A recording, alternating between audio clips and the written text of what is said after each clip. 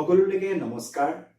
আজি এটা অতি গুৰুত্বপূৰ্ণ বিষয়, ডিঙি বিষ আৰু তাৰ প্ৰতিকাৰ। প্ৰায় দেখা যায় যে যিসকল ব্যক্তিয়ে অলপ লেহেমীয়া গতিত খোজ কাঢ়ে, অলপ লাহে লাহে খোজ কাঢ়ে, বা তেওঁ যদি ভৰিটো ফ্লেট ফিট থাকে, ভৰি তলুৱাটো সমান থাকে, বা গুৰহা বিষ, সেইসকল ব্যক্তি আমি দেখা যায় প্ৰায় যেন যেতিয়া তেওঁ খোজ কাঢ়োতে তেওঁলোকে অলপ হাউলি খোজ কাঢ়িবলগীয়া হয়। হাউলি খোজ কঢ়াৰ কাৰণটো হৈছে যে আমাৰ সন্মুখৰ যিমানখিনি বডিৰ ষ্ট্ৰাকচাৰ্ছ আছে, এণ্টেৰিয়ৰ ষ্ট্ৰাকচাৰ্ছ বুলি কওঁ, বা বডিৰ সন্মুখৰ যিমানখিনি মাংসপেশী আছে, সেই মাংসখিনি বেছিকৈ ব্যৱহাৰ হ'ব ধৰে, আৰু যিখিনি আমাৰ ভৰিৰ পাছফালৰ মাংসপেশী আছে, পাছফালৰ ছাইডৰ, সেইখিনি অলপ কমকৈ ব্যৱহাৰ হ'ব ধৰে।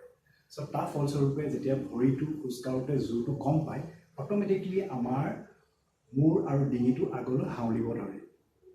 আহক এতিয়া আমি জানো যে ইয়াক আমি কেনেকৈ কি এক্সাৰচাইজ কৰি আমি নিৰাময় কৰিব পাৰিম। 5টা বেষ্ট এক্সাৰচাইজ যিখিনি আমি ডিঙি বিষত কৰিব লাগে। এক্সাৰচাইজ 1, আমি পেচেণ্টক কওঁ চিধা হৈ দিওঁ, তাৰপিছত থুতৰিটো আমি চিন্তাৰ এক্সাৰচাইজ বুলি কওঁ, থুতৰিটো ভিতৰলৈ ঠেলি দিব লাগিব আৰু তাকে আমি হোল্ড কৰিম।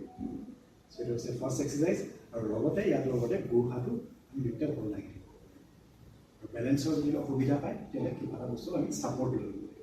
এইটো হৈছে এক্সাৰচাইজ 1। এক্সাৰচাইজ 2, এক্সাৰচাইজটো চেম, চেইনটা টুটুৰিটো ঠেলি ৰাখিব লাগিব আৰু চাইড ওপৰৰ চাব লাগিব, ওপৰৰ চাইড, তাৰপিছত হিল ৰেজ, বুঢ়া দুটা ভাল লাগি দিব লাগিব, তলমুৱা দিয়া।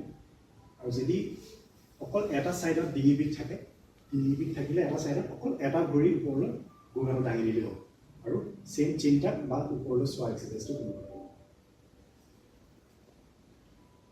এক্সাৰচাইজ 3, আমি দুটা হাত এটা টি শ্বেপত লৈ যাম।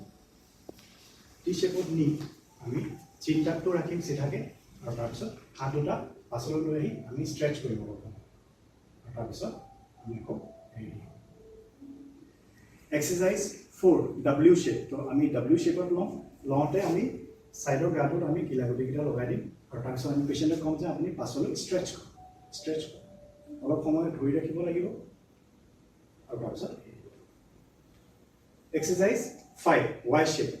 আমি হেণ্ডছ আপ পজিশ্যনত কওঁ, পেচেণ্টক কওঁ যে আমি হেণ্ডছ আপ পজিশ্যনত যাওঁ, আৰু তাৰপিছত আমি পাছলৈ ষ্ট্ৰেচ কৰিব লাগিব, অলপ সময় ধৰি ৰাখিব, আৰু তাৰপিছত আমি এৰি দিব তলৰ সময়তে। গোটেইকেইটা এক্সাৰচাইজ কৰোঁতে আমি ভৰিটো হিল ৰেজ কৰি পেলাইও আমি কৰিব পাৰোঁ, আৰু যদি অকল এটা ছাইডে বিষ হৈছে তেতিয়াহ'লে অকল এটা ছাইডে আমি গুৰহাটো উঠাই পেলাই আমি এক্সাৰচাইজখিনি কৰিব পাৰোঁ। মই আশা কৰিছোঁ যে এই ভিডিঅ'টোৰ মাধ্যমত ডিঙি বিষৰ এই এক্সাৰচাইজকেইটা আপোনাৰ সকলোৰ কাৰণে উপকৃত হ'ব।